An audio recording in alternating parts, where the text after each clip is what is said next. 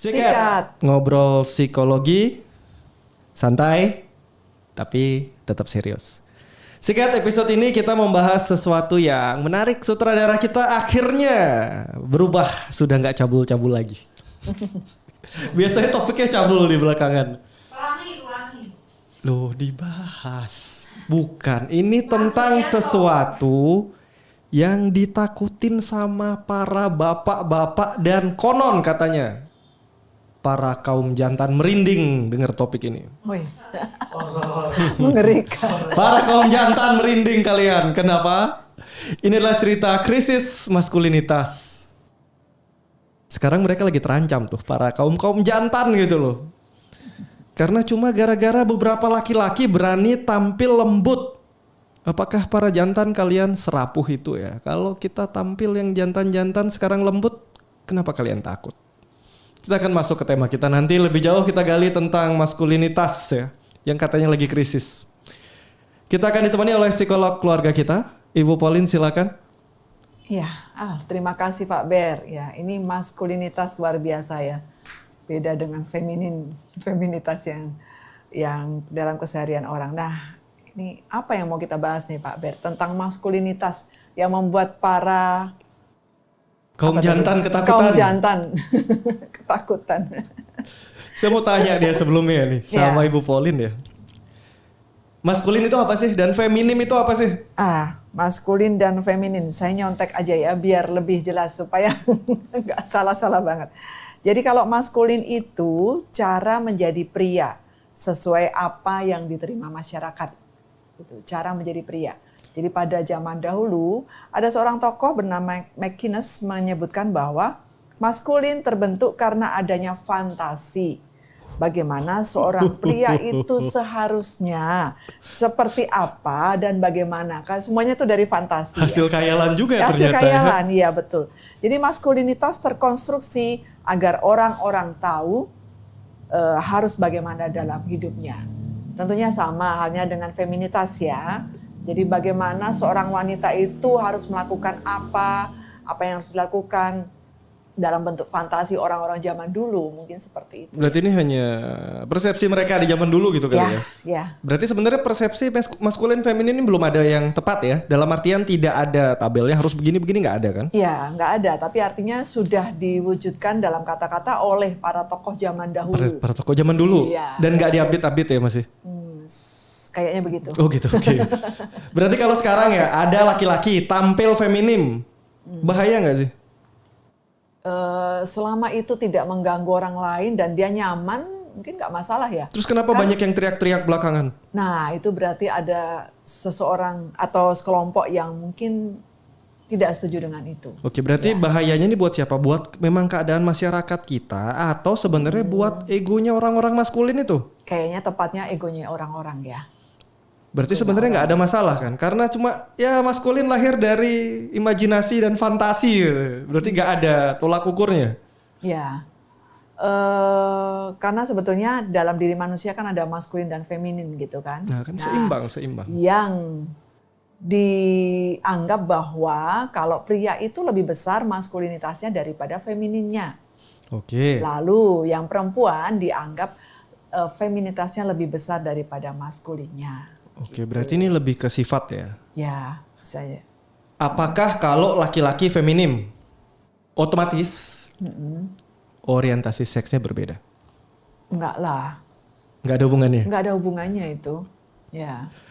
Kenapa di luar sana masih sering dicap ya? Kalau feminim berarti juga orientasi seksnya ya jadi feminim.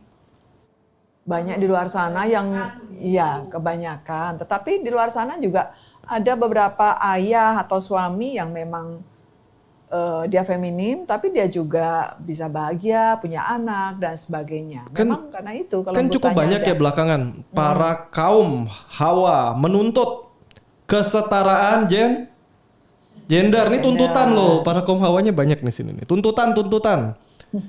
Tapi giliran yang laki lebih banyak bersih-bersih rumah, feminim komplain lagi. Laki harusnya nggak gitu. Gimana nih cerita? Iya, ini memang persepsi orang tuh mudah berubah ya. Dianggapnya mana yang menguntungkan itulah yang dianggap baik. Kan kapan hari banyak tuh teriakan kita memperjuangkan kesetaraan gender. Begitu giliran suruh angkat tabung gas sama galon komplain.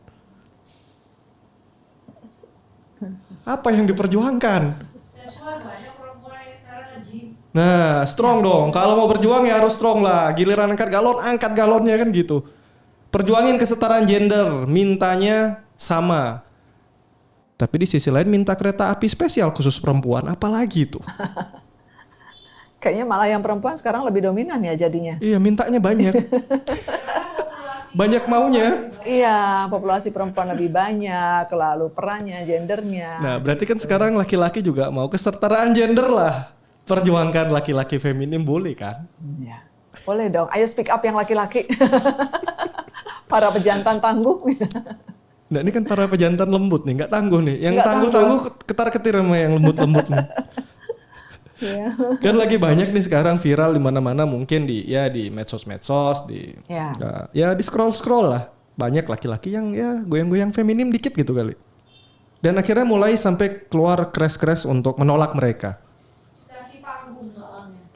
Jadi sebenarnya mungkin kalau misalnya feminim aja sih nggak masalah ya. Tapi kalau misalnya orientasi seksnya ini yang menyimpang, jadinya jadi masalah sebenarnya. Betul. Jadi kayak misal laki-laki lembut, feminim, good, fine gitu, itu bagus gitu. Dia punya empati kan, punya empati, punya yang namanya perasaan terhadap, maksudnya mungkin akan jauh lebih mengerti gitu kan, posisi sebagai seorang suami melihat istri dan dengan segala macam hal-hal yang terjadi pada perempuan gitu. Tetapi yang masalah adalah ketika orientasi seksnya itu menyimpang, artinya laki-laki bersetubuh dengan si laki-laki ini sendiri. Sedangkan penyakit kan banyak banget. Nah, kalau mereka ibaratnya mati-mati sendiri sih nggak apa-apa gitu kan. Tapi yang masalah adalah ketika mereka membawa ini ke keluarga. Apalagi yang sudah punya keluarga, ya kan, kebayang kan penyakitnya, istrinya, lalu juga anaknya dan lain sebagainya, itu kan jadi masalah. Berarti ini masalah penyakit nih. Kalau penyakit bukannya sama aja ya, sama-sama berpenyakit gitu kali ya. Nggak bisa kita ambil itu sebagai hal-hal. Oke, gini deh, kita ambil jalan tengah nih coba. Kebetulan kita punya psikolog keluarga kita, Ibu. Bayangkan punya anak laki-laki. Pilih main boneka Barbie daripada mobil-mobilan, boleh nggak? Sebatas itu boneka nggak masalah sih menurut saya. Oke, berarti dia lebih pilih main masak-masakan daripada main robot-robotan, boleh nggak? Ya, boleh. Nggak ada masalah ya? Kalau menurut saya oke aja, nggak masalah. Oke, beranjak sedikit lebih dewasa. Ya. Mulai lebih suka pakai rok daripada pakai celana, boleh nggak? Nah itu mulai ada masalah. Boleh nggak tapi? Tidak. Kenapa? Kan kesetaraan. Mana setaranya? Mulai dimojokkan ini. Nah tapi artinya gini, yaitu tadi fantasi ya, kembali lagi kepada peran seorang pria itu sebagaimana Kesetaraan. adanya seperti apa. Kan kesetaraan sekarang. Gitu ya. Perempuan aja mulai nge-gym angkat galon, masa laki-laki nggak boleh mulai pakai rok? Perempuan juga banyak pakai celana Crossdresser banyak loh, dan mereka tetap laki-laki. Oke, kita mau lempar pertanyaan sedikit. Pak Sutradara, punya anak laki. Anaknya lebih suka main boneka Barbie daripada mobil-mobilan, boleh nggak Pak? Nggak boleh. Solusinya diapain Pak? Solusinya wajib militer. Wajib militer. Wah, ini solusi lagi bagus, belakangannya kirim barak militer, bisa jadi solusi. Tapi sebenarnya mereka ini nggak salah kan? Selama orientasi seks mereka tidak berubah gitu kan? Kalau berubah jadi salah nggak? Salah sih. Kenapa? Berapa negara menghormati loh, mengizinkan gender ini? Kenapa? Ya gimana ya? Secara psikologinya deh salah nggak? Kalau secara aturan hukum kan kita nggak bisa ya. Tiap negara punya aturannya. Tapi secara psikologinya sebenarnya boleh nggak sih? Ya secara psikologi itu laki-laki itu disebut sebagai orang yang jantan, yang tangguh, yang melindungi, seperti itu kan. Nah kalau dia lalu secara orientasi seksualnya dia malah dilindungi, malah dia yang mendapat dan atau apalah istilahnya, itu sepertinya terbalik ya. Berarti kalau begitu kan akhirnya kita setuju kalau laki-laki wajib maskulin. Kalau kita setuju kesetaraan gender, laki boleh feminim, perempuan yang maskulin. Berarti kan nggak ada salahnya nih. Perempuan yang maju, laki yang di belakang. Kan saling melengkapi. Ya, Boleh nggak? Secara psikologinya salah nggak deh? Kalau secara hukum kita nggak bahas di sini ya. Secara hukum kita nggak bahas. Kita bukan orang hukum. Tiap negara punya aturan hukumnya sendiri. Tapi psikologinya boleh nggak? Boleh nggak? Satunya laki feminim, satunya laki maskulin. Boleh nggak? Kan saling melengkapi. Ya, kalau secara peran dan itu masing-masing dalam rumah tangga itu tidak membuat mereka bermasalah, mereka oke aja, mereka sepakat, saya kira juga nggak ada masalah. Boleh berarti ya? Ya, karena juga ya di luar sana juga ada yang perempuannya tuh malah suka perbaiki ubin, memperbaiki tiang, perbaiki listrik dan sebagainya, tetapi yang laki-lakinya suka masak. Nah, gitu. Ini kalau diganti nih, gendernya sama, satu maskulin, satu feminim, satu rumah, boleh nggak? Laki semua. Topik kita laki semua nih, boleh nggak? Satu feminim, satu maskulin. Secara psikologinya bukan secara hukumnya, boleh nggak? Kalau saya enggak sih. Kenapa? Kenapa tidak? Kenapa ya? Ya dari sononya saya merasa itu bukan mereka gitu loh. Oke. Iya. Apa yang dilanggar? Gendernya kali ya. Gendernya. Uh-uh. Kalau kita lihat, ini kita coba tengahi sedikit ya. Tadi secara feminin maskulin nggak ada masalah. Aku tukar-tukar boleh selama gendernya ya saling ngelengkapin ya. Ini udah jelas salah kenapa gendernya sama. Karena dulu katanya konon manusia diciptakan Adam dan Hawa, bukan Adam dan Adam. Kalau cuma Adam dan Adam nggak ada anak-anaknya. Musnah kalian.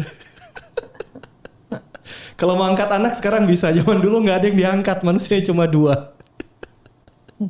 Nggak lahir. Oke, kita kembali. Mungkin secara keyakinan, beberapa keyakinan ya tidak bisa mengakui hal-hal ini ya. Karena ya tadi organ kalian itu sama, nggak bisa. Tapi kalau masalah feminim maskulin nggak ada masalah. Mungkin seperti itu kali ya masuknya.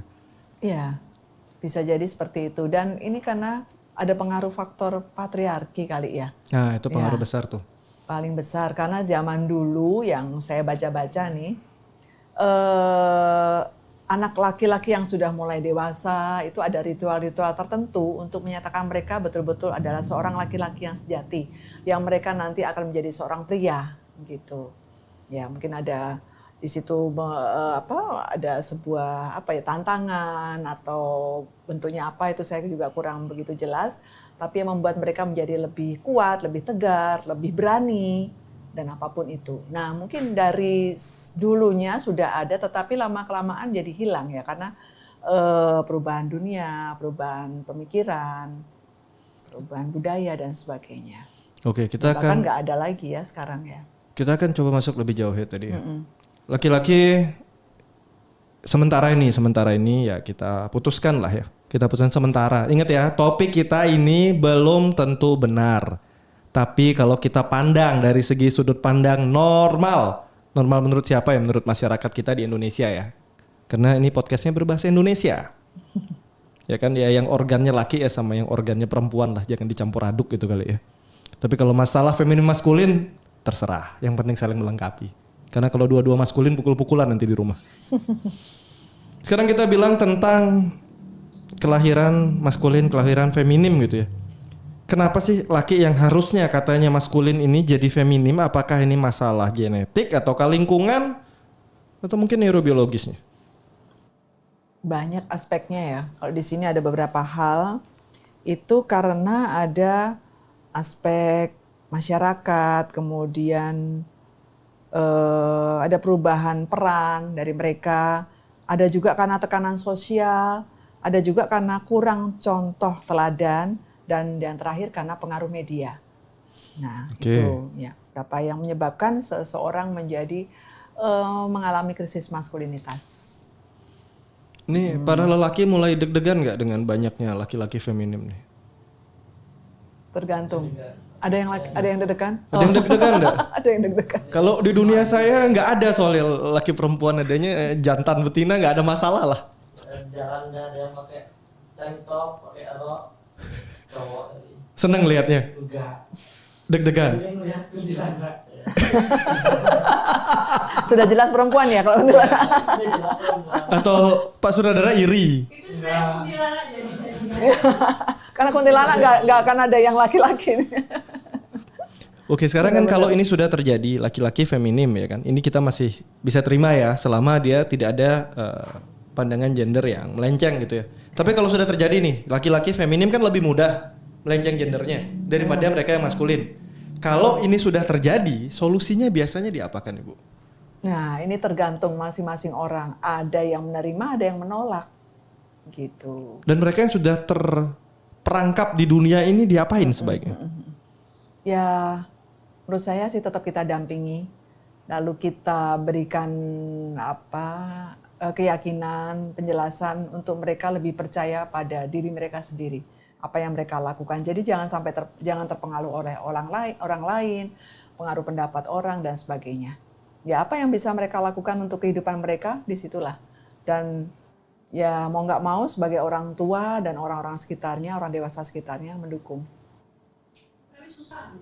Ya, betul. Kalau untuk karena Sebagai orang tua susah ya. pilihan lingkungan juga itu berperan Ya. besar kan. Ya. Apalagi sekarang media lagi gila-gilanya.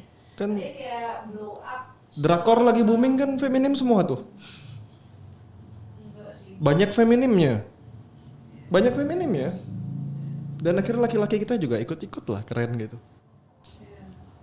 Ya. Laki cantik ya. Ya, laki-laki cantik.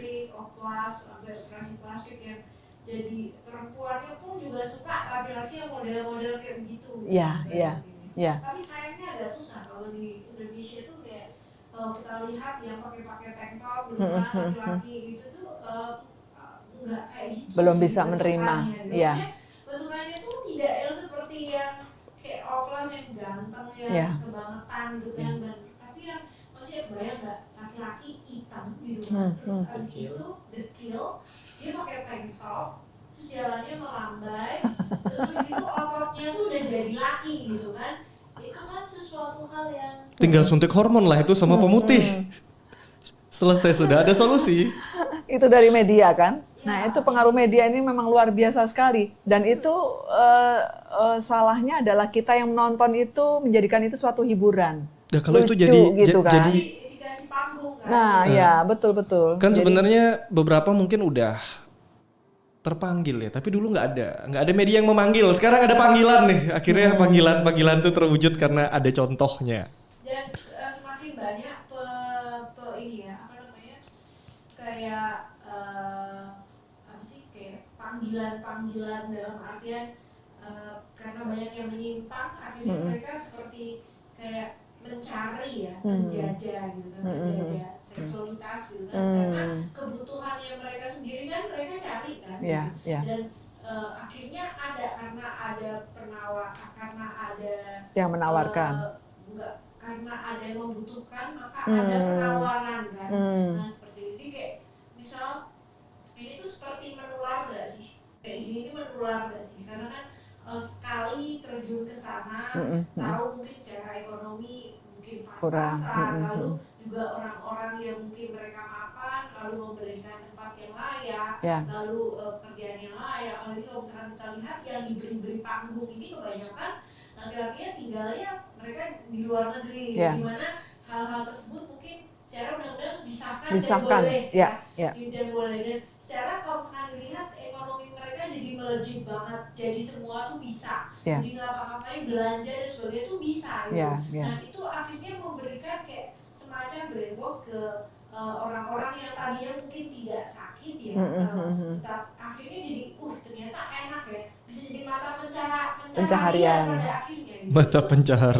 Itu bisa kayak gitu salah satu itu nggak semua ada juga yang menyimpang secara seksualitas karena mungkin ada trauma di masa kecil ya atau secara inner child dan sebagainya juga dia luka dan sebagainya itu juga ada tapi itu menurut saya tidak menjadikan suatu kayak pembelaan diri bahwa aku kayak begini karena begini nih di masa laluku gitu karena kita udah gede gitu kan secara dewasa secara logika kalau logikanya jalan ya masalahnya kan kalau kayak gini kita bicara dengan orang yang logikanya tidak jalan nih gitu kan dan Oke. semua benar. Ya. Oke, kalau kita cari nih ya asal muasalnya ya, yang bikin ini jadi banyak, yang salah siapa?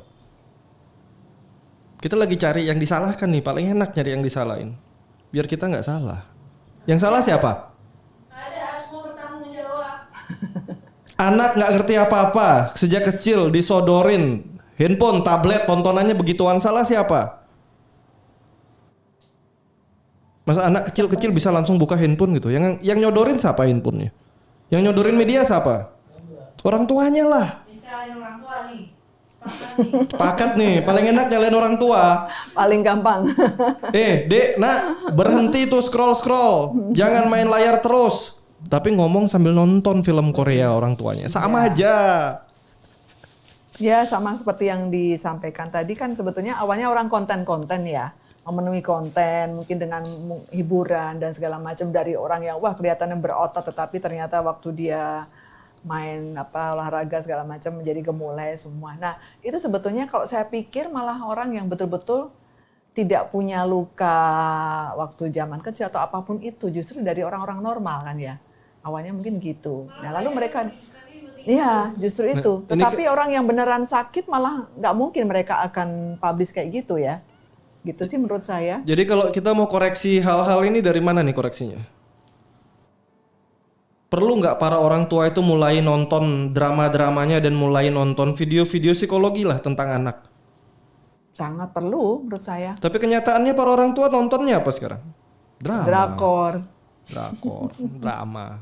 Karena itu lebih menarik. Nah, sudah jelas terjawab. Salahnya siapa berarti?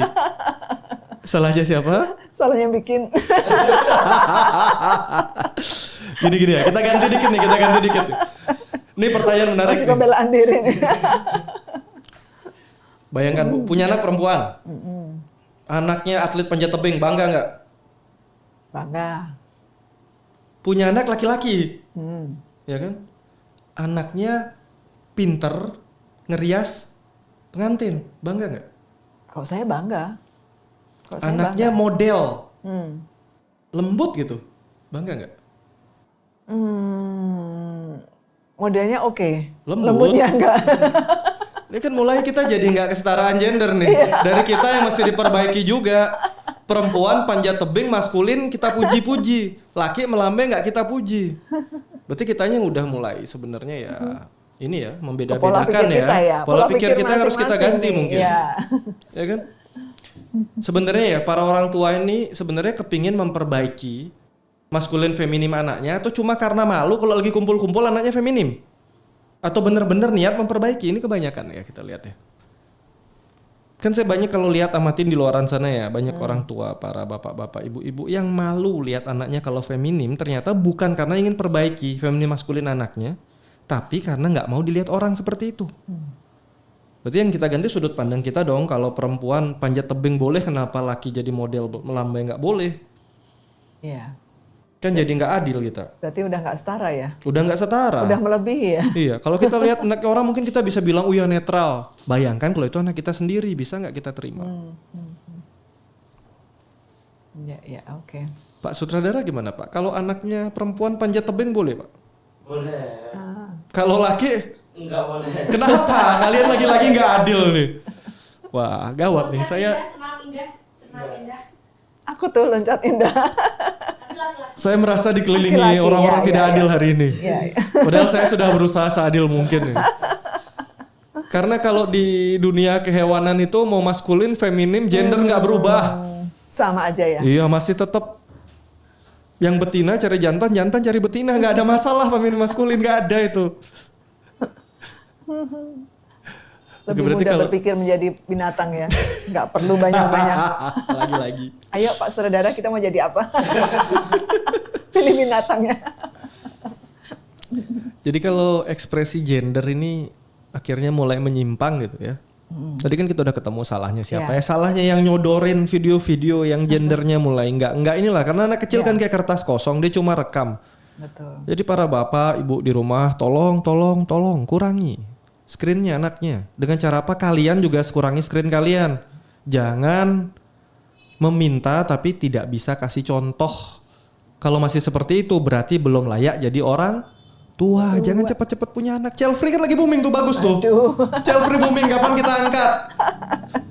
Mereka masih pingin bebas menjadi anak-anak juga kali. Ya. Lebih bagus daripada jadi orang tua sibuk nggak nonton, anaknya nggak diurus. Mendingan child free lah, bebas. Kan KB udah ada tuh.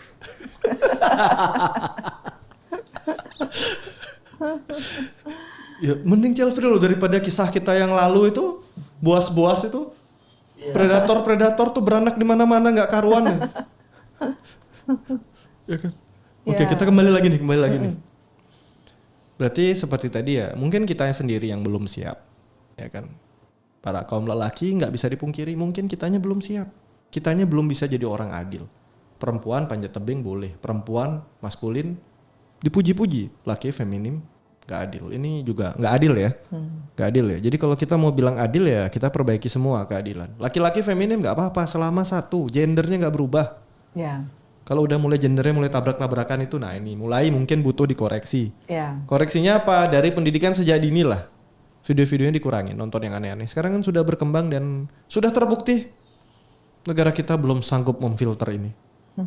Ini terbukti jelas. Kemampuan filter negara kita, teknologi yang katanya miliar sampai triliun tuh mungkin gak nyentuh ujung kuku tuh perubahannya. Salahnya siapa nih? Yang ini saya gak berani komentar. Sutradara. Salahnya sutradara. Yang ini saya gak berani komentar. Karena harga-harga program buatan negara kita fantastis. Dengan hasilnya lebih fantastis. Sutradara programmer kali ya? Cuman gini Pak Ber, kalau feminin tapi dia orangnya tegas kan bagus juga itu ya. Loh, feminim belum tentu nggak tegas, Ya. cuma lembut aja. Lemah lembut aja, ya. Saya sendiri Lemah jantan lembut. tapi feminim.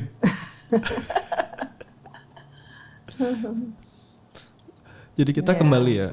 Problem ini muncul karena ketidaksiapan kita menjadi seorang orang tua. Kalau belum siap, ya saya juga tidak di podcast ini saya nggak memberikan suara untuk child free lebih baik atau nggak child free lebih baik, nanti mungkin di podcast lain kita akan bahas ya.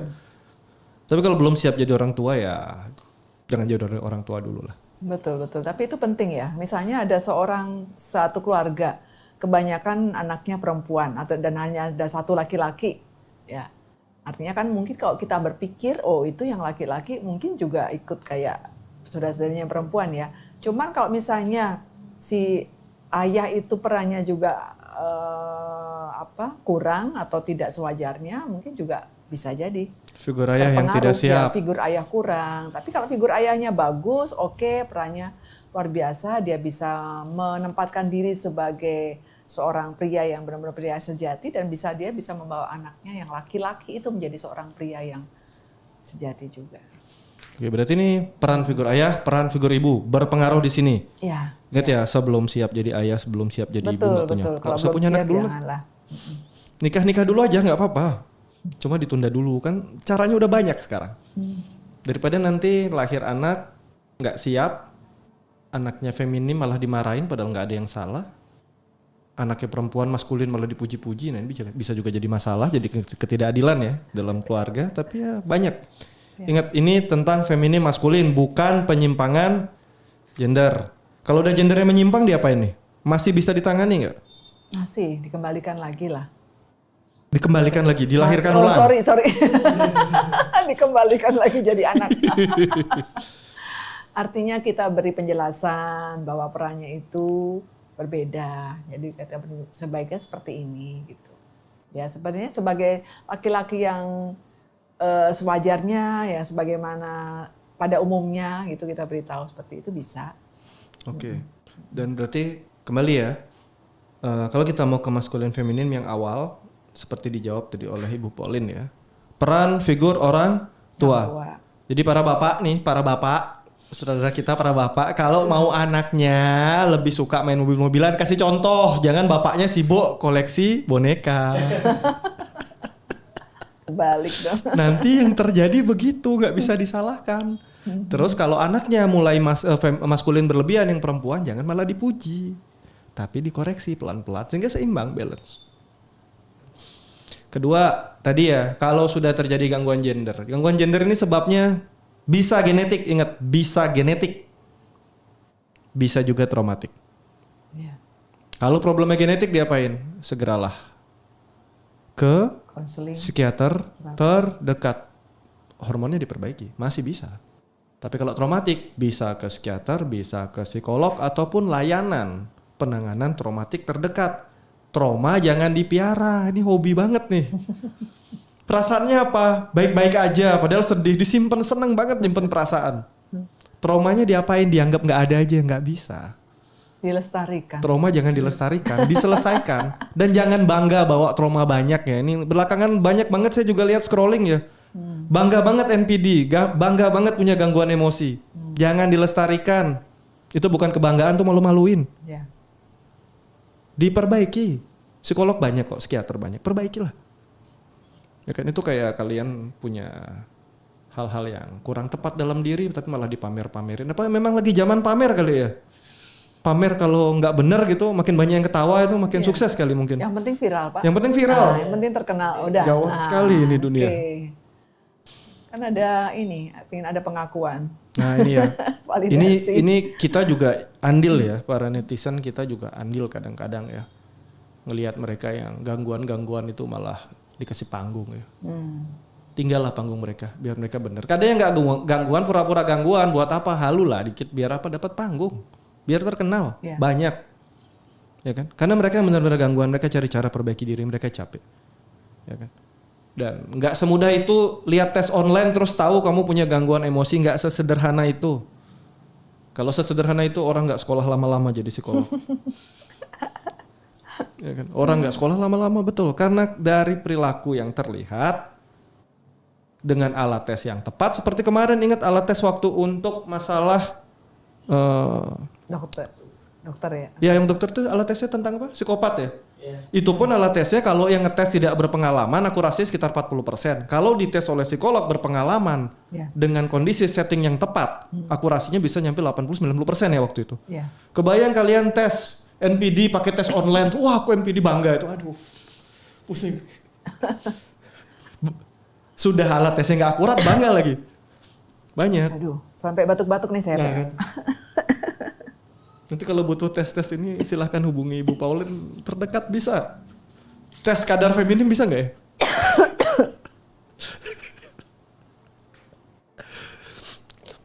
Oke, berarti untuk para sahabat yang mungkin merasa orientasinya terganggu, ya jangan lestarikan diri kalian, tapi perbaiki. Cukup. Sudah cukup rumit. Gender 2 aja rumit di sini, jangan ditambah jadi banyak lah. Mau jadi apa? Harus ada pengendalian diri nih kayaknya. Harus ada kesadaran diri, nggak sadar-sadar. Kesadaran diri, iya. Ya.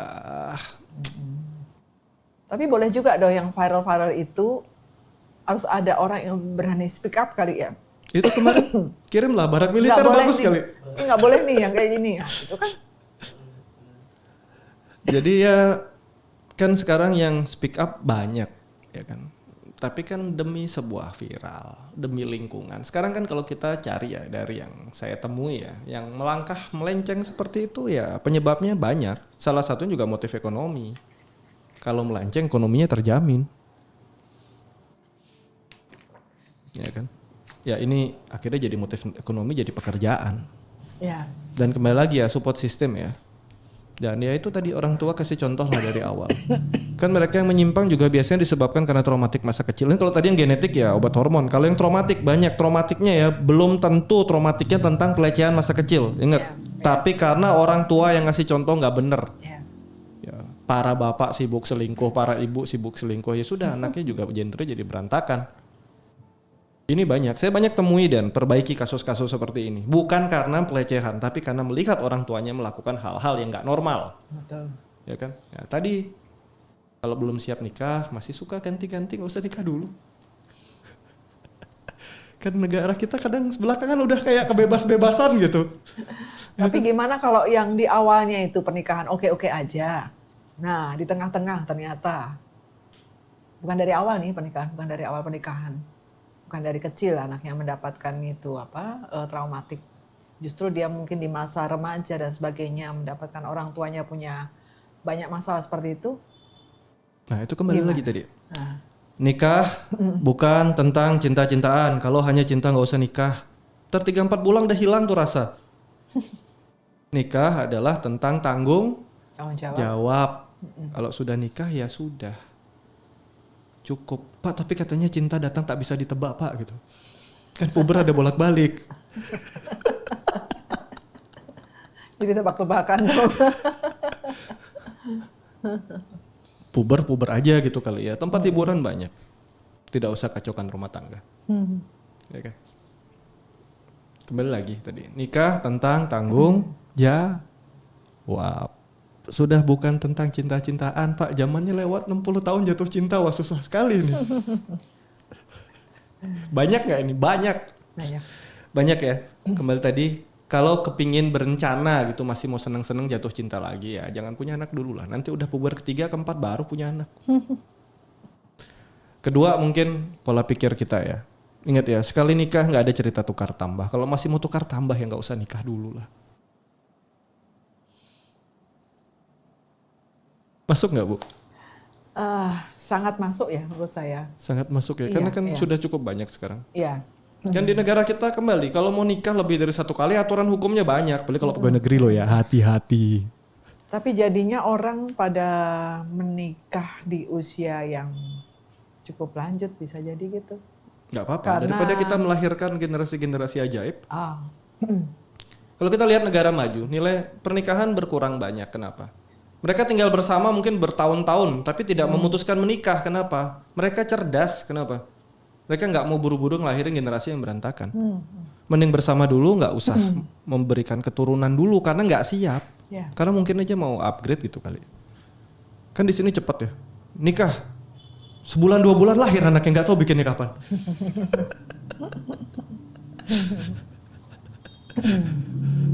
Sudah gitu tiba-tiba anaknya banyak lagi. Aduh. Beda-beda. Kalau di hutan sini anak lahir pluk itu besar sendiri, nggak usah diurus. Nggak, masalahnya sekali melahirkan brojol banyak gitu kan. Jadinya nggak berkali-kali. Nggak berkali-kali. Langsung lahir banyak gitu Langsung kali. lahir banyak. Oke, kita kembali ke topik kita ya tadi. Tentang tanggung jawab lah, kesiapan kita ya. Ini kenapa di negara maju akhirnya kan sekarang krisis keturunan. Ya kan di banyak negara maju karena orang berpikir lebih maju. Kalau kita berpikir maju bukan berarti kita jadi takut punya anak, tapi kita mempersiapkan. Bukan hanya tentang materi, punya anak nggak cuma tentang uang. Banyak kok sekarang orang tuanya mampu berlebihan, tapi anaknya acak-acakan. Kenapa? Karena mereka belum siap jadi orang tua. Betul. Kalau belum siap nggak usah cepet-cepet lah. Atau kalau nggak mungkin anaknya dititip di barak militer dulu nih. Ini kemarin saran bagus banget ini. Wajib militer. Apa hidupkan wajib militer, crash, wajib militer jalan. Nah itu cocok untuk Sebut sensor, tolong. Itu dilarang. sorry. Itu dilarang. Topik kita nggak ke sana. Kita nggak sebut yang itu di kali ini. Jadi keceplosan. Karena saya belum memutuskan mendukung atau menolak ini. Kalau saya dapat lebih banyak alasan mendukung ya saya dukung. Kalau lebih dapat alasan banyak menolak ya saya tolak. Karena kalau dilihat plus minus ya positifnya juga masih banyak. Nanti di podcast yang lain lah, podcast Next. kita yang lain kita akan putuskan mungkin mana yang lebih menguntungkan ya. Kembali lagi podcast kita belum tentu benar, tapi topik-topik di sini kita ingin bahas ya dari sudut pandang psikologinya tadi. Karena kalau kita mau salahkan lelaki feminim ya silahkan salahkan perempuan maskulin. Kalau mau adil, kalau nggak mau adil ya silahkan. Tapi kembali tiap keluarga kan punya aturan sendiri. Nggak ada salah benar gitu ya. Buat para bapak yang ingin anaknya maskulin nih jangan ngumpet di belakang istri. Kalau ada masalah ya hadapin, jangan ngumpet terus. Nih para bapak-bapak ngumpet yang katanya jantan di luaran sana tapi di rumah takut istri. Kalian juga melahirkan tuh para anak-anak feminim. Kenapa? Yang kerja istrinya, bapaknya senang-senang tidur-tidur santai-santai. Ya lahirlah anak-anak feminim juga. Kenapa? Bapaknya kasih contoh. Setuju. Dan juga para ibu-ibu yang ya wanita karir, tegas, disiplin. Terus anak laki kalian feminim. Ya salah kalian juga. Kalian kurang manja sama suaminya. Nah itu juga sama. Oke, kita kembali ke tema kita. Jadi kita punya beberapa poin penting. Laki-laki, feminim, gak ada yang salah. Selama gendernya tidak berubah. Di podcast ini, di podcast lain mungkin kita bahas lebih jauh ya. Perempuan, maskulin, gak ada yang salah. Selama gendernya tidak berubah. Dan kembali yang membentuk ini siapa? Tanggung jawab orang tua. Kita nggak bisa filter media. Program kita yang triliunan tuh belum sanggup lah filter itu. Mungkin harus naik lagi lah. Di atas triliun mungkin budgeting kita untuk program-program ini biar lebih aman gitu negara kita. Oke, dari Bu Pauline ada pesan nggak untuk para sahabat di luar sana yang mungkin jadi kaum feminim tapi tidak pindah gender, hanya kaum feminim aja? Iya. Untuk saya, untuk kalian yang feminin itu nggak ada masalah. Tetaplah kalian menjadi seperti itu apa adanya. Jangan mengubah gender juga seperti yang disarankan oleh Pak Ber. Nah, untuk orang tua yang mungkin tanpa sadar bahwa anaknya sering melihat hal-hal yang di luar batasnya, ya harus dampingi terus cara mereka dalam mereka melihat video-video dan sebagainya itu. Sebetulnya kalau kuat pada pola asuh, pada pengertian, penjelasan dalam orang tua merawat anak-anaknya, anak-anak menonton apapun nggak ada masalah menurut saya. Jadi sebetulnya kita juga beri penjelasan pada mereka. Bahkan kalau anak kita itu terlihat cupu ya istilahnya, nggak ngerti apa-apa, justru kita beri satu informasi sesekali nggak masalah. Tapi diberi penjelasan, ini tidak baik, ini tidak benarnya. Itu. Jadi sebagai orang tua itu bisa memberikan tameng terlebih dahulu kepada anak-anak sebelum mereka menyadari bahwa ini tidak baik atau benar ya. Jadi untuk mereka supaya ya sehingga anak-anak ini kalau ada sesuatu yang masuk secara negatif atau apapun itu tanpa sadar mereka lihat atau dari manapun mereka dapatkan itu, mereka sudah punya tamengnya, bisa mengendalikan diri. Ini nggak benar, ini nggak baik ya. Aku sekedar melihat aja, tapi bukan untuk mengikuti. Itu Pak Ber ya. Oke, terima kasih Bu Pauline, sudah diborong semua nih pesan dan kesannya. Iya. Kalau pesan dari saya, kalau boleh berpesan, para orang tua jadi contoh lah. Jadi contoh. Anak itu kan mencontoh. Kalau contohnya baik ya anaknya baik. Kalau contohnya nggak baik ya anaknya juga nggak baik. Kalau belum siap punya anak, nggak usah punya anak dulu. Nggak apa-apa. Dinikmatin dulu lah, honeymoon terus.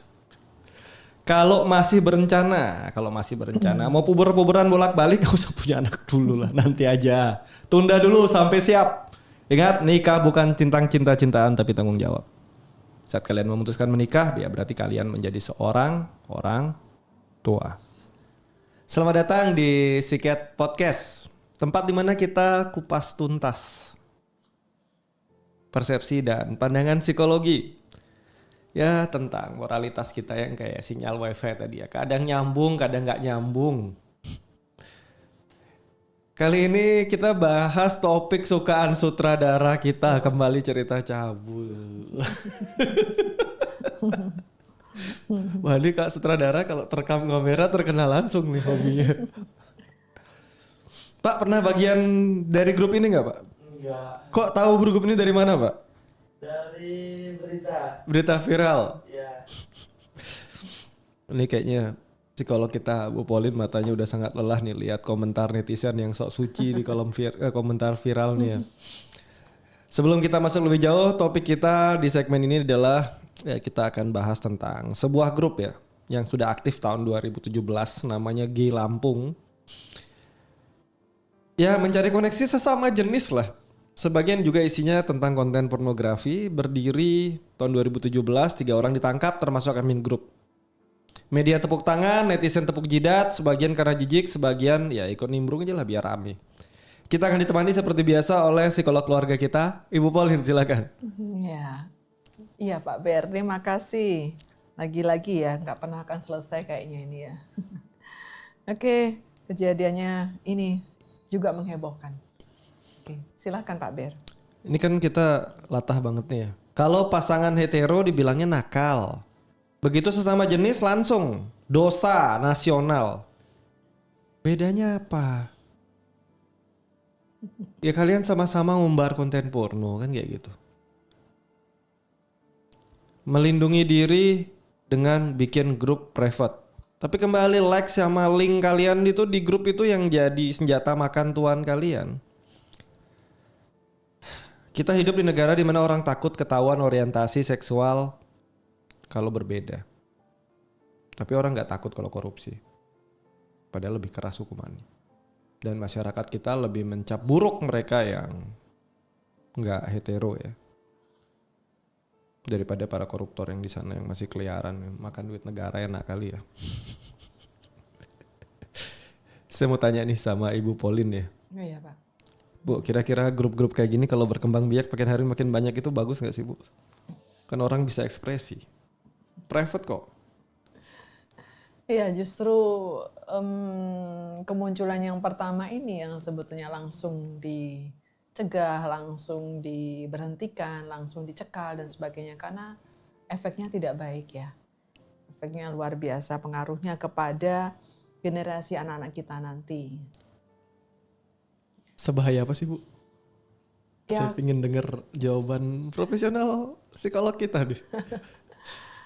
Secara norma budaya sebetulnya kan kultur kita bangsa Indonesia kan tidak mengizinkan ada penyimpangan seksual seperti ini ya, sesama jenis atau incest atau apapun itu karena norma kita, budaya kita, stigma kita, lalu agama juga tidak memberikan ruang untuk para kaum mereka sehingga mereka akhirnya bergerak secara sembunyi-sembunyi. Sebetulnya awalnya seperti itu, bergerak secara sembunyi-sembunyi karena pertamanya tidak didukung oleh keluarga dan sebagainya.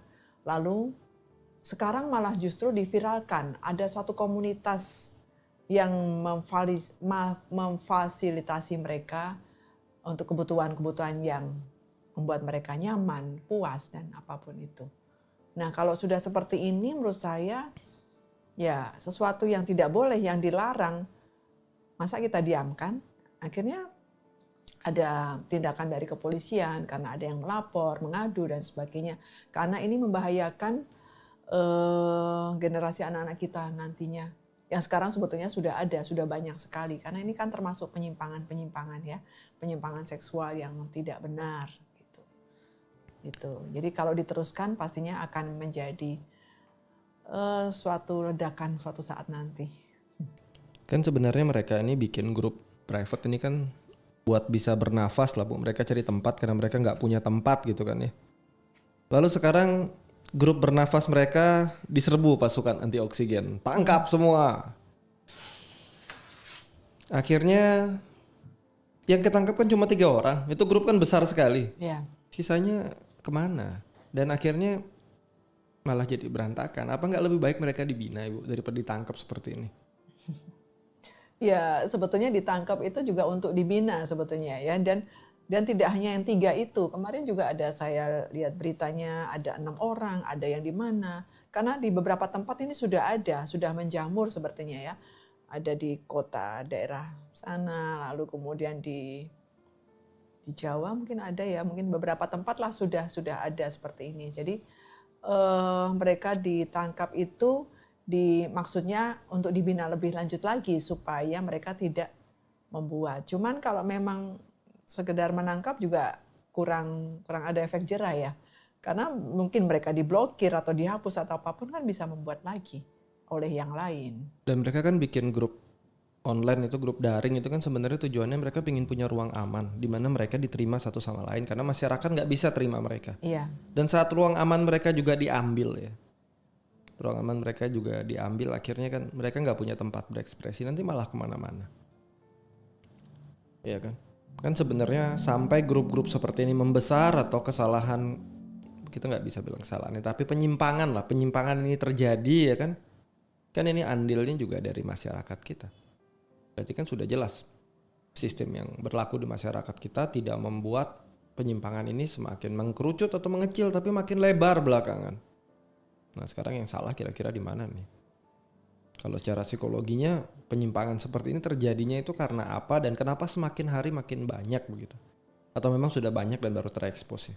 Iya, menurut saya sih sudah banyak ya karena terbukti bahwa dari satu grup atau satu komunitas itu ada sekitar puluhan ribu orang sebagai anggotanya. Ya tercatat sekitar 32.000 atau berapalah. Nah dari situ kan berbagai macam ya anggotanya. Ada yang orang tua, muda-mudi, bahkan ada yang anak-anak, karena kan ya Facebook atau situs-situs tempat-tempat mereka berkomunitas itu kan mungkin bisa dipakai untuk melayani berbagai kebutuhan penyimpangan seksual gitu. Jadi barangkali efeknya karena secara psikologisnya ada ketidakpuasan terhadap pasangannya yang lawan jenis, yang secara normal itu baik-baik aja. Heteronya. Maksudnya ya. Nah, ketidakpuasan ini kan berbagai faktor, ya entah finansial, entah komunikasi, entah harga diri, entah apapun itu. Lalu mereka mencoba mencari cara, oh iya, yang awalnya normal menjadi abnormal, menjadi tidak normal. Yang awalnya tidak pernah melakukan penyimpangan seksual, akhirnya menyimpang karena melihat ya mungkin ada ajakan, ada tekanan, ada sesuatu yang menggiurkan di sana, ya kenikmatan. Kemudian barangkali juga ada uang di belakangnya, sehingga mereka Banyak motif ya. ya banyak motif mengambil keputusan untuk jalan pintas tersebut. Nah dengan ceritanya kemarin kan manusia ini kan makhluk sosial katanya ya, makhluk sosial. Makhluk sosial kan butuh koneksi. Kalau ke tempat dunia nyata di mana mereka di stigma udah salah, menyimpang dan dihabisi gitu aja itu. Mereka kan butuh juga tempat, Bu. Akhirnya kan guru-guru seperti ini tumbuh. Nah sebaiknya sekarang kalau kita dari masyarakat gitu ya, misalkan sebagai seorang orang tua gitu, terus anaknya bilang saya tidak hetero gitu, respon orang tua yang terbaik seperti apa ya? Gimana Pak? Sorry. Misalkan anak kita di rumah nih tiba-tiba bilang sama kita, Pak atau Bu saya tidak hetero. Respon kita sebaiknya seperti apa? Langsung cap buruk, kamu sesat gitu kan juga nggak bisa.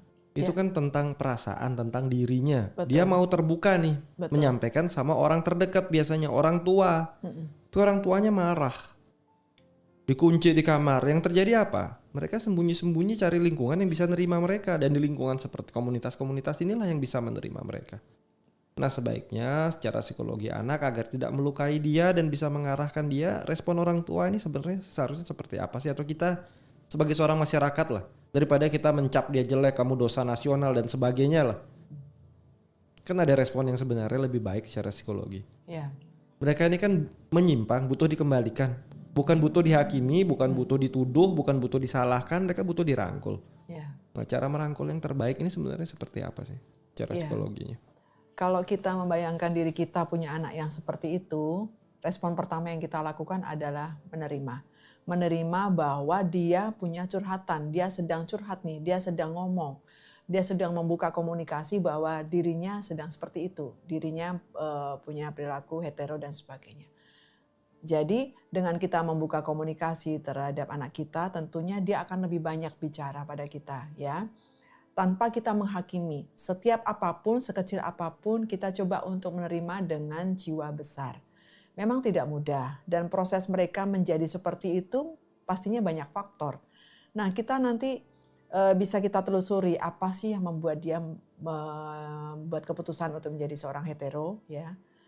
Kemudian Bukan hetero, homo ya. Iya. Oke, menjadi seorang homo.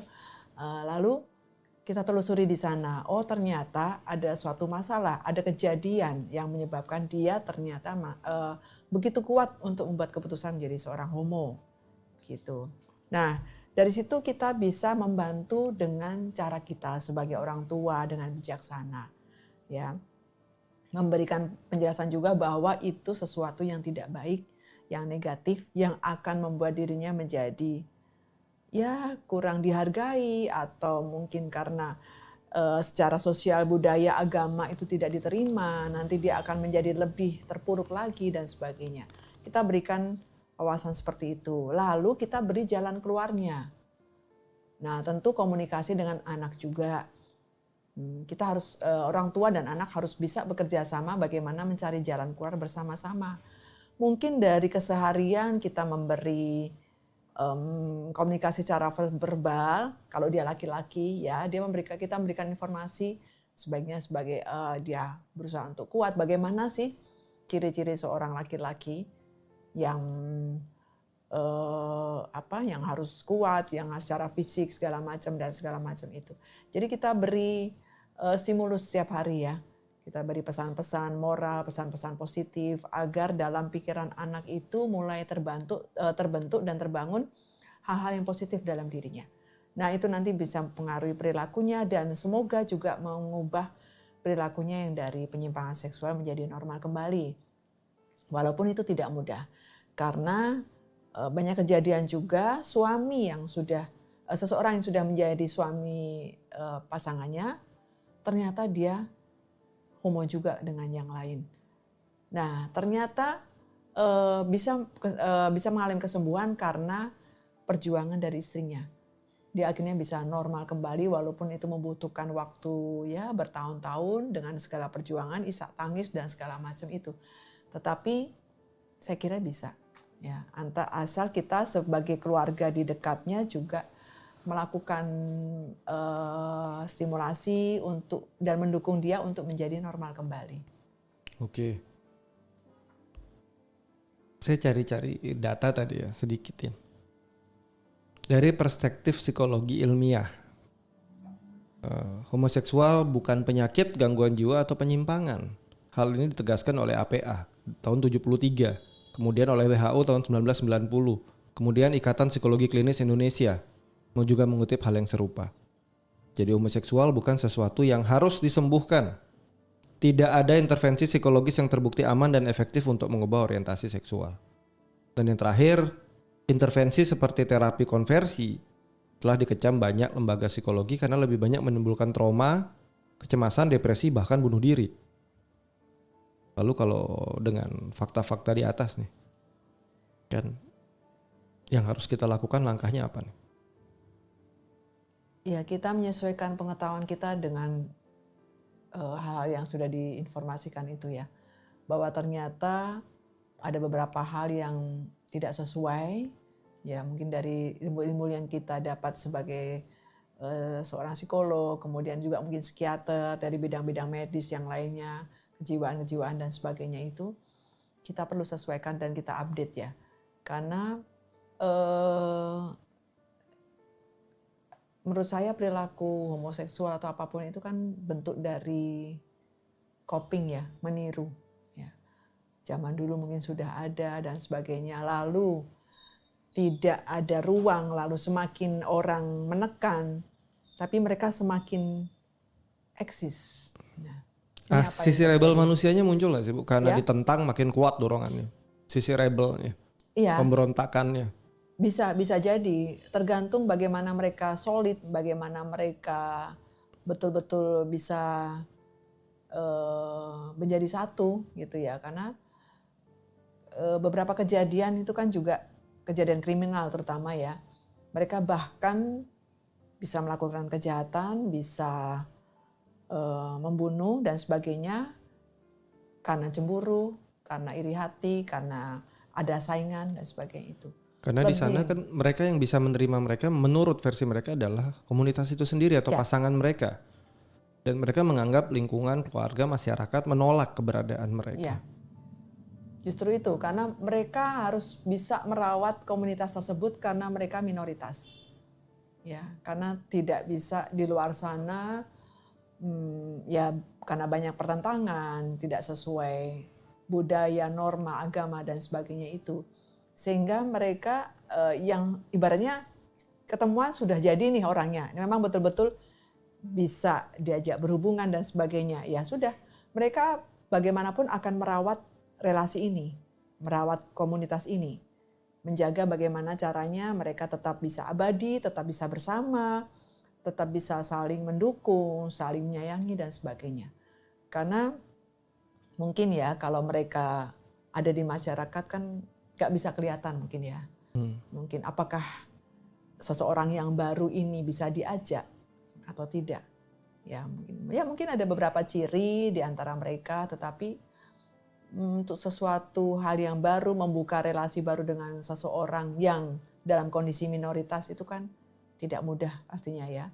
Karena mereka harus bersembunyi, sembunyi-sembunyi, kemudian banyak hal yang harus mereka lakukan demi mewujudkan kepuasan diri mereka. Gitu sih menurut saya. Betul. Nah ini dia ya. Karena sebenarnya kan secara ilmiah ya mereka bukan bukan sakit ya. Tapi memang ada orientasi yang berbeda. Ya kan? Dan mungkin memang di negara kita, bukan mungkin, tapi di negara kita hal-hal seperti ini tidak diterima. Tapi secara ilmiah, kondisi ini memang terjadi. Ketertarikannya kan beda, orientasinya kan berbeda, ya kan? Karena kalau kita paksa berubah gitu ya, orientasinya dengan tekanan keluarga, tekanan norma sosial, tekanan agama, yang terjadi konflik, depresi, dan bisa berujung pada benci akan diri. Salah satu hal alternatif yang bisa diambil ya untuk kondisi-kondisi seperti ini, untuk mereka yang di luar sana yang memang kalau kita sebut di sini mengalami penyimpangan, karena banyak sekali kan mereka yang mengalami penyimpangan ini tetap ingin hidup sesuai dengan nilai atau ajaran agama yang baik. Yang menyimpang hanya orientasinya, bukan pola pikir yang lain. Keyakinannya tetap kuat, religionnya juga cukup baik, tetap baik, bahkan mungkin lebih religius daripada yang tidak menyimpang. Mereka nggak korup, mereka nggak menyiksa orang lain, mereka nggak bikin kekacauan-kekacauan di luar sana. Mereka hanya punya orientasi yang berbeda. Nah, pendekatan yang lebih halus mungkin bisa masuk di sini. Salah satunya adalah mengajak mereka untuk tidak mempublikasikan, mencari panggung di luar sana, cukup menerima dirinya bahwa memang orientasinya berbeda dan tidak harus memiliki pasangan. Hidup selibat mungkin bisa jadi alternatif. Tidak ada penolakan diri, tapi juga tidak menginfluence yang lain. Jadi kondisi-kondisi ini bisa dilakukan di mana kita tidak mengubah orientasinya. Mereka bisa tetap hidup sesuai dengan nilai pribadi tentang orientasinya, tetapi kita batasi sehingga hal ini tidak membawa dampak keluar sana. Karena belakangan yang jadi mulai problem ini kan saat ini dipublikasi di sana sini, bikin grup sana sini. Ya karena juga dari kita tidak memberikan ruang. Akhirnya mereka mencari ruang. Dimana sekarang konten-konten kan gampang bikin nih. Konten naik di sana sini. Yang melihat, wah ternyata mereka berani publikasi. Akhirnya ikut publikasi, kurangnya edukasi. Sudah jelas-jelas ada aturan hukumnya di negara ini dilarang, ya jangan dilanggar. Kesalahan kalian bukan karena berekspresi. Tapi apa yang kalian ekspresikan itu yang kurang tepat di sana. Kalau masalah yang di grup ini ya. Orientasi kalian pribadi. Saat kalian mempublikasikan hal-hal itu jadi masalah publik. Tapi kalau kalian nggak publikasikan, ya itu adalah tentang kalian, diri kalian. Udah nggak ada kaitan keluar, sebenarnya tidak ada problem yang harus mencuat seperti ini. Ini jadi problem saat kalian mulai menginfluence publik yang sebenarnya tidak seperti itu, jadi seperti itu. Ini kan yang akhirnya dipermasalahkan kan belakangan. Dimana sudah sepertinya diumbar gitu aja di jaringan-jaringan online ya kan. Grup-grup, konten-konten, kreator-kreator yang seperti itu juga memunculkan video-video mereka seperti itu, orang menonton, anak kecil menonton, kan ini yang problem. Ya kan? Kalian punya orientasi berbeda, itu urusan kalian dengan diri kalian. Tapi kalian nggak usah influence orang lain. Ya kan? Dan nggak usah memberikan alternatif karena kalian masih tinggal di sebuah negara di mana ini jelas-jelas dilarang. Dan tidak perlu mencari cara agar ini diterima. Banyak negara yang mengizinkan, ya bisa pindah lah. Ya kan? Dan kalian gak perlu masuk belakang penjara. Cuma gara-gara pengen eksis. Atau mungkin pengen pakai baju orange ya. Dan kembali lagi, kita sebagai masyarakat juga responnya harus diganti. Mereka butuh dirangkul, mereka punya orientasi berbeda. Dan mereka kan tidak. Yang seperti kemarin kita angkat ya tentang pernikahan sesama jenis, kemudian pedofilia. Pernikahan sesama jenis, tentang pernikahan dalam keluarga ya, sedarah. Ya selama nggak ibunya nikahin anaknya itu udah kayak hewan aja ya. Di Indonesia dilarang nggak sih itu Pak? Incest tuh ada aturan hukumnya nggak di Indonesia? Kurang tahu ya. Tapi yang pasti ini kan cukup banyak terjadi antara keluarga dengan keluarga. Cukup banyak masih di Indonesia. Ya kan? Ini sama seperti pertanyaan yang saya sering tanya deh. Saya pernah tanya ini kayak ke Ibu Pauline. Bu, kalau punya anak perempuan suka permainan tomboy, main mobil-mobilan, pakai celana, nggak mau pakai rok, boleh nggak? Iya pernah dulu. Boleh ya? Boleh, dulu saja boleh ya. Kalau punya anak laki hobi pakai rok, boleh nggak? Nggak boleh. Kenapa? Bedanya di mana? Betul. Ini sudut pandang kita ya? Iya, langsung persepsinya berubah. Nah, ini persepsi berubah. Padahal sebenarnya kan hal yang terbalik boleh. Kalau kita bilang mau kesetaraan gender ya. Ini banyak ya. Kapan hari kan sempat tuh. Woi, benar-benar ingin kesetaraan gender. Mau laki-laki dan perempuan diberikan hak yang sama dan kewajiban yang sama. Bagus ini. Giliran suruh angkat galon disuruh yang laki dong. Mana yang teriak kesetaraan gender itu hilang? Ya kan? Kalau mau setara gender ya setara lah, hak dan kewajibannya sama. Ya kan? Tapi kan sudah jelas otaknya laki dan otaknya perempuan itu beda.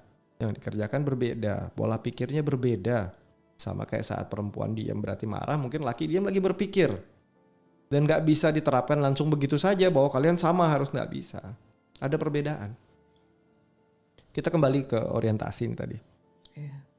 Secara realitas di lingkungan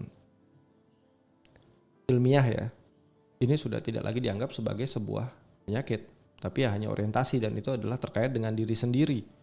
Jadi yang kita bisa ambil langkah salah satunya memperkuat penerimaan diri ya. Saat mereka bisa menerima dirinya, oke, ada yang berbeda dari diri saya dan saya tidak harus membuat orang lain juga jadi berbeda. Ini akan jadi pencapaian hebat untuk kesadaran kalian. Karena kalau kalian, saya berbeda dan saya harus buat semuanya jadi berbeda, itu kalian yang sakit jiwa beneran itu memang. Ya kan? Tapi kalau kalian hanya untuk diri kalian, itu masih normal dan itu sudah kesadaran bagus. Ya kan? Ini kan sama halnya kalau kalian udah tahu aturan di negara kalian itu salah gitu kan. Terus kalian bikin orang-orang jadi salah, itu kalian penjahat jelas. Tapi kalau kalian tahu, oh ini menyimpang, ini beda orientasi. Tapi kalian tidak membawa orang-orang untuk jadi seperti kalian, itu adalah urusan kalian dengan diri kalian. Kalian tetap bisa hidup jadi orang baik kok. Nah ini mungkin ya, kalau kita lihat dari sudut pandang atau kacamata yang lebih luas lah. Nah ini kenapa masyarakat kita nih Bu, begitu dapat kasus yang seperti ini langsung gempar, geger dan langsung seperti yang paling suci gitu, kasih komentar. Iya, karena orang dianggap bisa memberikan solusi, dianggap yang pertama, dianggap yang terbaik, dianggap sok alim, sok jaim mungkin, ya. Dan alih-alih bahwa dia tidak pernah melakukan dosa, barangkali itu. Jadi orang berkomentar apapun itu mungkin dihubungkan dengan norma, dihubungkan dengan agama. Kan para tokoh-tokoh norma tinggi, religion tinggi juga banyak. Kemarin kita angkat tuh kasus malah bikin perkosaan sana sini. Ya itu kadang-kadang ucapan tidak sesuai dengan perilakunya.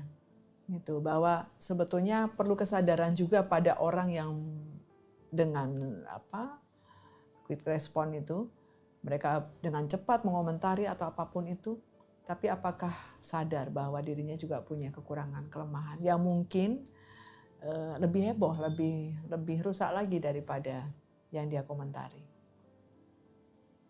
Ya, perlu pengendalian diri sih. Sebetulnya mereka ada. Nah, mereka ada karena apa? Jadi kita juga perlu satu hal, karena kalau semakin dipaksa, semakin istilahnya ditekan. Tidak diberi ruang, ditekan, Betul. mereka akan semakin lebih hebat ya, lebih eksis dan segala macam ya. Justru itu kita harus melakukan pendekatan. Apa yang membuat mereka punya keputusan seperti itu? Apakah ada trauma masa kecil yang membuat mereka menjadi orang yang memutuskan untuk saya homo ya? Ataukah ada pengaruh identitas seksual? Atau ada masalah-masalah yang membuat mereka memutuskan seperti itu. Nah itu perlu ditelusuri semua. Sebetulnya yang harus dibenahi adalah itu dulu. Ya, karena penyebabnya, karena sumber masalahnya ada. Dan itu yang harus dibereskan dulu, dibersihkan dulu. Yang membuat sekarang mereka menjadi seperti ini. Gitu. Ya memang perlu waktu, perlu proses, perlu tenaga, perlu perjuangan dan sebagainya. Tetapi untuk suatu kehendak yang baik, niat yang baik, saya kira nggak ada masalah kita perjuangkan itu ya. Oke. Di sini saya juga yakin ya bahwa dari anggota grup tadi yang akhirnya udah hilang gitu ya, banyak sekali anak-anak yang dulu dianggap atau pernah dibilang oleh lingkungan kamu nggak normal, baik oleh masyarakat, oleh keluarga, oleh teman-temannya, atau diledek waktu masih kecil lah, dikucilkan. Dan sekarang mereka hanya ingin merasa bahwa aku nggak sendirian, ada orang lain yang sama seperti aku dan bisa saling merangkul. Tapi saya tidak membenarkan juga karena konten-konten yang melanggar hukum itu nggak pernah benar ya. Tapi di sisi yang lain secara psikologinya kalau kita mau lihat ya dengan jernih, terlepas dari label apapun mereka hanya seorang individu manusia yang butuh ruang. Saat kita langsung tangkap mereka ngilang, mereka sembunyi, ya mereka lebih masuk ke jalur yang penuh traumatik lagi. Akhirnya mau dirangkulnya akan lebih susah lagi. Ya kan? Iya. Bayangkan ya. Kita bangun tidur pagi, terus kita harus pura-pura jadi orang lain, pakai topeng, berdoa pun pakai topeng bahwa saya normal gitu, atau saya sama dengan mereka. Padahal sebenarnya saya berbeda. Ini psikologinya pasti tertekan sekali kan. Dan akhirnya ya bukan gak mungkin banyak kasus bunuh diri, kesepian kronis, impulsif, depresi. Gak ada lingkungan, gak ada temen, ruangnya gak ada lagi. Ya kan? Ini kan bukan cuma soal hukum, tapi tentang kemanusiaan, tentang individu, tentang psikologi manusia. Nah kira-kira nih, dari kita, untuk merespon hal-hal seperti ini, tindakan apa yang bisa kita lakukan untuk orang-orang yang seperti ini yang mungkin kita kenal? Ya, mestinya ada pendekatan ya. Yang pertama, tidak boleh menolak mereka. Apalagi kalau mereka datang sendiri untuk bicara, untuk membuka komunikasi. Nah, dengan tanggapan positif dari kita untuk menerima mereka, dan pendekatan dengan yang tulus, jujur, itu akan kerasa ya untuk mereka. Jadi kalau kita juga pakai topeng, kalau kita juga ibaratnya pura-pura menerima, karena walaupun dalam hati jengkel dan sebagainya, itu juga akan kerasa untuk mereka. Nah, dari penerimaan yang tulus itu diharapkan ada timbal balik ya, artinya dari mereka bisa lebih leluasa untuk bercerita, untuk mencari jalan keluar. Kalaupun dari cerita-cerita itu bisa diubah, mereka bisa dikembalikan menjadi orang normal dan sebagainya, apa salahnya? Why not? Jadi usaha kita. Sekarang saatnya untuk bisa menyelamatkan jiwa orang juga. Tetapi kalaupun mereka betul-betul sudah mendarah daging, ya betul-betul sudah tidak bisa berubah kembali ke normal, ya sudah. Tetapi kita beri ruang tersendiri untuk mereka tidak mengekspos seperti yang Pak Ber bilang tadi, cukup untuk kepentingan mereka sendiri saja. Sehingga mereka juga bisa mengekspresikan diri, mencari pertemanan yang baik ya, baik dalam arti kondisi mereka, lalu mereka juga tidak mengganggu atau merugikan orang lain. Itu kali ya Pak Ber. Betul. Salah satunya mungkin juga ya tadi ya, edukasi seksual sehat bukan pornografi ya. Sejak dini. Ini para orang tua jangan ajarkan seksualitas yang bahwa itu hal yang tabu, tapi jadikan itu sebuah pengetahuan atau edukasi. Edukasi seksual itu bukan berarti diajak nonton film porno bersama lo ya anak ya. Tapi diberikan pengetahuan tentang gender. Diberikan pengetahuan tentang seksual, tentang anggota tubuhnya sendiri, ya kan? Jangan sedikit-sedikit, ya sudahlah di sekolah diajarkan nggak bisa. Ini para orang tua punya peranan. Kalau orang tuanya lengkap ya berarti ya kalau anaknya laki-laki ya laki-laki yang mengajarkan perempuan, ya ibunya yang mengajarkan sejak awal organ seksual itu diajarkan, dijelaskan. Jangan males lah. Kan kalian yang bikin anak, bukan anak yang minta dibikin sama kalian. Itu tanggung jawab kalian juga kan. Lalu sekolah-sekolah nih kita ruang, skup yang lebih luas. Berikan ruang diskusi yang aman. Sehingga saat mungkin ada anak di sekolah yang berbeda, mereka bisa konseling dengan aman, bukan dicap buruk sehingga mereka jadi korban bully teman-temannya. Kan begitu teman agak beda sedikit, sekolah cukup kejam loh Bu sekarang pembulian kepada mereka yang berbeda. Apalagi di sekolah-sekolah yang masih konvensional ya. Langsung dicap miring, langsung jadi korban bully dan mau gak mau harus pindah sekolah. Dan mereka harus hidup dalam kebohongan. Ya kan? Ini kan akhirnya membuat mereka ya hidupnya penuh ketakutan, penuh traumatik. Dan ini terjadi di tempat kita, di mana ini memang dianggap ya salah oleh masyarakat. Karena aturan hukum kita kan memang tidak melegalkan hal-hal seperti ini. Dan memang ini salah, tetapi mereka kan butuh ditolong. Ya kan? Akan sangat penting konseling psikologis untuk minoritas ini. Tidak melabeli mereka dengan miring ya, tapi anggap mereka sebagai tokoh individu. Saya yakin banyak teman-teman yang juga bergerak di bidang konseling ya, baik psikolog, psikiater, atau mungkin konselor lainnya yang masih memasang label kepada mereka. Ingat di balik label yang kalian tempel ke mereka, mereka individu loh, mereka manusia sama seperti kalian. Yang membedakan hanya orientasinya. Sisanya mereka sama, makhluk hidup, sama-sama manusia. Ya kan? Jadi gak ada salahnya kalian belajar lihat manusia dari dirinya, bukan dengan labelnya dulu. Karena melabeli seseorang, satu kelompok atau satu komunitas ini akan jadi kurang begitu positif. Kalian gak bisa benar-benar melihat problemnya di mana. Karena mereka yang kita sebut menyimpang ini, penyebabnya bisa lebih dari satu. Yang pertama, ya kan, bisa aja mereka menyimpang karena sebuah alasan traumatik. Bisa juga menyimpang karena tuntutan ekonomi, ini banyak juga terjadi ya. Sebenarnya secara orientasi terpaksa menyimpang, ikut menyimpang karena tuntutan ekonomi. Karena mungkin ada bonus ekonomi lebih lah kalau kamu jadi menyimpang dan bersama orang-orang yang menyimpang. Karena kan pilihan gak banyak. Nah akhirnya hal-hal seperti ini kalau kita dengarkan, kita arahkan, masih ada kesempatan untuk mereka kembali ke arah yang tidak menyimpang. Hal-hal seperti ini sih. Dan ini sangat penting ya.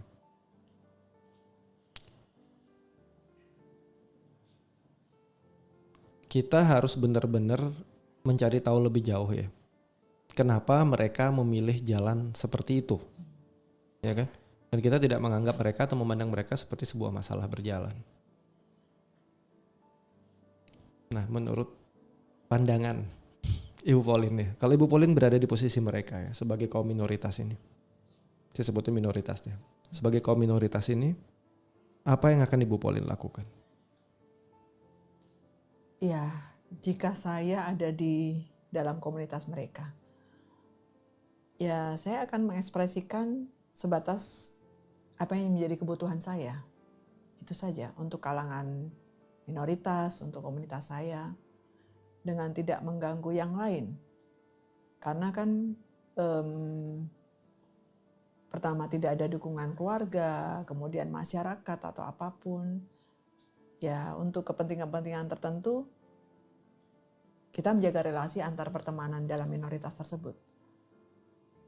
Untuk yang lain, pekerjaan, dalam sosial kemasyarakatan, atau sekolah, atau apapun, tetap berjalan seperti biasa. Itu sih, jika saya membayangkan diri saya menjadi bagian dari komunitas mereka. itu. Iya. Boleh ada pesan nggak Bu buat mereka yang merupakan bagian dari komunitas ini? Atau orang-orang yang mungkin minoritas ini, ada pesan gak sih buat mereka? Ya, terima kasih Pak Ber. Untuk kalian yang ada dalam komunitas minoritas ini, ya, seperti yang saya bilang tadi, ya kalian cukup menjaga relasi dalam komunitas kalian. Tidak perlu digembar-gemborkan, tidak perlu diviralkan, bahkan mungkin dimunculkan di beberapa medsos atau apapun, karena lebih banyak yang menentang kalian daripada yang menerima. Lalu kalian kerjakan sesuatu seperti biasa, kegiatan harian atau apapun itu, seperti lainnya yang lain. Hanya beberapa hal kalian adalah spesial. Nah, kalau kalian terbentuk karena trauma, karena iming-iming uang, karena impitan ekonomi atau apapun itu, berarti ada masalah. Selesaikan dulu masalah kalian yang membuat kalian menjadi seperti ini sekarang ini, ya. Karena itu adalah sumber dari masalah kalian sebelumnya. Kalau yang traumatik bisa mencari tempat untuk diterapi. Kemudian mungkin juga bantuan medis kalau perlu untuk obat-obatan dan sebagainya. Lalu banyak berdoa dan sebagainya. Mungkin juga kalau yang untuk terhimpit karena masalah ekonomi, balik lagi mencari pekerjaan yang lain, ya, yang pasti cukup banyak di sana, di luar sana yang pekerjaan yang lebih baik daripada pekerjaan ini, itu ya. Lalu pesan juga untuk para orang tua, mungkin pendidik juga atau teman-teman anak-anak di sekolah atau dimanapun ya, sewajarnya kita memperlakukan teman kita, anak kita dengan wajar.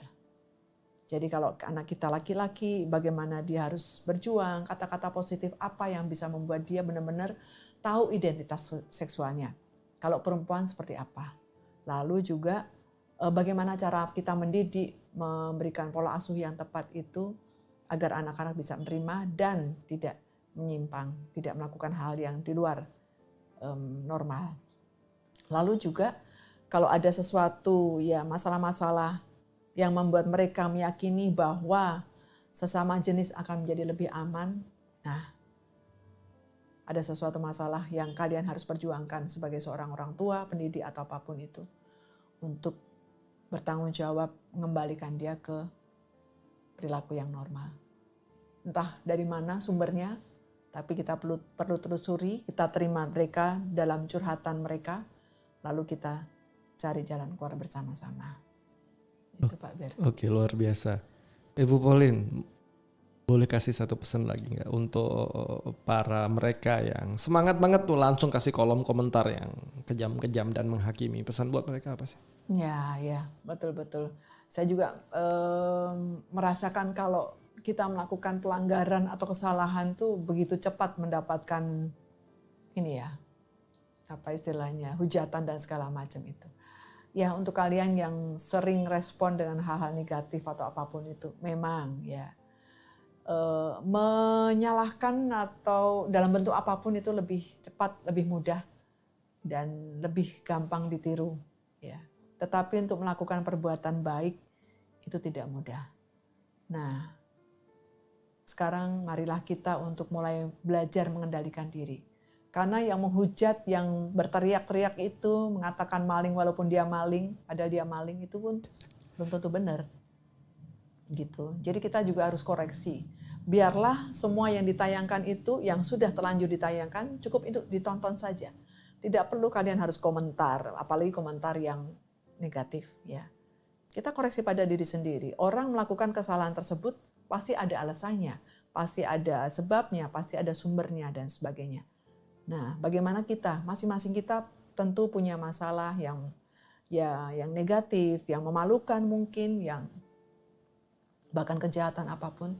Kita perlu koreksi diri juga. Apakah kita sudah melakukan yang baik dan benar? Itu ya Pak Ber. Oke, terima kasih Bu Pauline. Ingat, kita boleh kok nggak setuju sama pilihan hidup orang lain, apalagi orientasi orang lain itu kita nggak wajib setuju. Dan kita juga nggak perlu belajar, nggak perlu cari tahu kok kenapa mereka memilih jalan itu. Kalau kecuali kalian ada yang pingin tahu dan pingin memahami, silakan. Kadang orang salah jalan ya, salah melangkah kan ada alasan di balik itu kan. Yuk, mari kita buka mata, buka telunjuk ya. Kalau ketemu yang seperti itu kita ajak dialog. Kalau itu orang terdekat kalian, keluarga, ajak berbicara, beri mereka ruang, cari tahu kenapa. Karena di beberapa tadi masih ada solusi kok. Secara psikologis masih bisa ditangani. Bukan untuk dihakimi, bukan untuk dianggap itu salah dan itu tidak benar dan langsung di-cut seperti itu, nggak bisa. Manusia itu butuh dipahami dulu untuk bisa melihat arah atau jalan yang benar ya. Sekali lagi, konten-konten di podcast ini belum tentu 100% benar. Kita hanya ingin mencoba mengajak menampilkan sudut pandang atau persepsi yang lain khususnya secara psikologi dari tiap fenomena yang terjadi di masyarakat kita ya, yang makin hari makin luar biasa. Sampai di sini podcast kita tentang grup ajaib tadi ya. Kita ketemu lagi di podcast-podcast kami yang lain. Terima kasih semua. Terima kasih. Sampai jumpa.